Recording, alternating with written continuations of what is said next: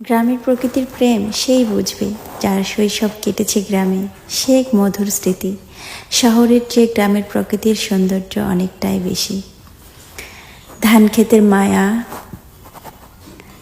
সবুজের সমারোহ, আর সূর্য মামার উকিঝুঁকি গাছের ফাঁকে ফাঁকে এত সুন্দর মায়া মনে হয় পৃথিবীর আর কোথাও নেই। সো হ্যালো এভরিওয়ান, আসসালামু আলাইকুম। কেমন আছেন সবাই? আমি আজকে আবারও একটা গ্রামের ভিডিও নিয়ে আসলাম আপনাদের সামনে। জানি না কেমন লাগবে আপনাদের, আমার কাছে তো অনেক ভালো লাগছে। আমি সকালবেলা হাঁটতে যাই প্রতিদিন, তো এই হাঁটার ফাঁকে ফাঁকে আমি আমার গ্রামের সৌন্দর্য তুলে ধরার জন্য চেষ্টা করি।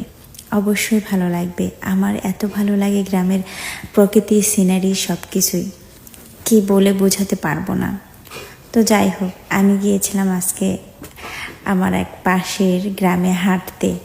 তো সেখানে যে এই সৌন্দর্যগুলো আমাকে এতটাই বিমোহিত করেছে, এতটাই মুগ্ধ করেছে, আমি আর ভিডিও না করে থাকতে পারলাম না। তাই আমিও ভিডিও করে ফেললাম আপনাদের জন্য, আপনাদের সাথে কিছু শেয়ার করার জন্য। যেখানে দিগন্ত জুড়ে শুধু সবুজের সমারোহ, যেখানে বাতাসে মিশে থাকে প্রকৃতির মিষ্টি ঘ্রাণ, সেই গ্রাম প্রকৃত ভালোবাসার ঠিকানা। চোখ জুড়ানো মাঠ, মন জুড়ানো শ্যামল প্রকৃতি। গ্রামের প্রকৃতি মানেই চোখের সামনে এক বিশাল ক্যানভাস, যেখানে সবুজ রঙের ছোঁয়া লেগে আছে প্রতিটি কোণায়। যত দেখি ততই ভালো লাগে, ততই মুগ্ধ হয়ে যায়। গ্রামের কৃষকদের মায়া, আহ, এমন সুন্দর মায়া যেন আর কোথাও নেই।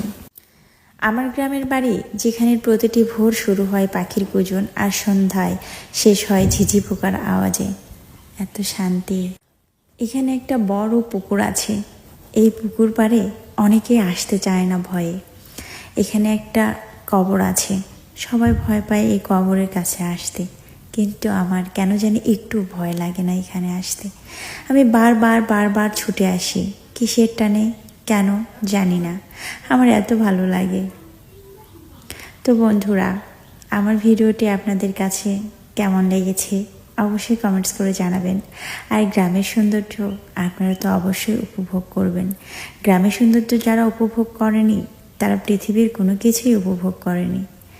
যখনই মন খারাপ থাকবে, যখনই একাকিত্ব ফিল করবেন, আমার মনে হয় গ্রামে একটিবার ঘুরে আসা দরকার। চলে যাবেন সেই গ্রামে, সবুজের সমারোহ আছে যেখানে। কিছু কিছু মানুষ আপনার সাথে সম্পর্ক করবে শুধুমাত্র সুবিধা নেয়ার জন্য। এই সকল মানুষ থেকে দূরে থাকুন।